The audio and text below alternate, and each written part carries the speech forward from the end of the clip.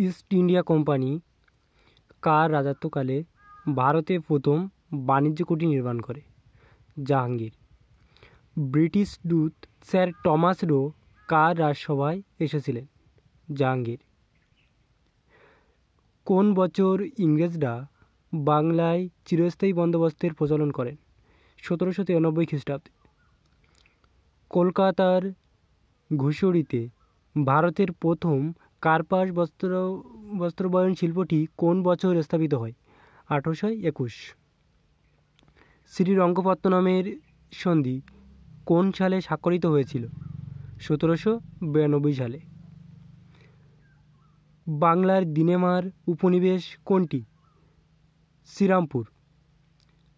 Vasco da Gama ভারতের কোথায় আসে?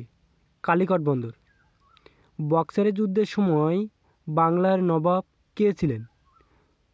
বক্সারের যুদ্ধের সময় বাংলার নবাব ছিলেন মীর কাসিম। পলাশির যুদ্ধ কবে হয়? পলাশির যুদ্ধ হয় 1757 সালের 23শে জুন।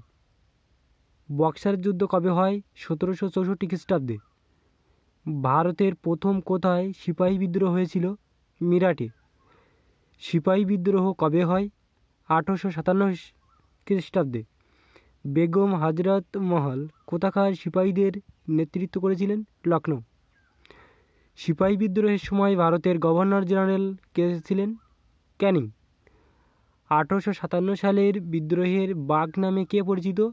কুনওয়ার সিং। 1857 সালে সিপাহী বিদ্রোহের সূচনা কে করেছিলেন? মঙ্গল পাণ্ডে। দিল্লি সিপাহী বিদ্রোহ দমন করেন কে? জন নিকলসন। সিধু ও কানু কোন বিদ্রোহের সঙ্গে যুক্ত ছিলেন? সাঁওতাল বিদ্রোহ। খেরওয়ারি হুল কাদের বলা হতো? সাঁওতাল বিদ্রোহীদের। মোপলা বিদ্রোহ কোথায় সংগঠিত হয়েছিল? কেরল।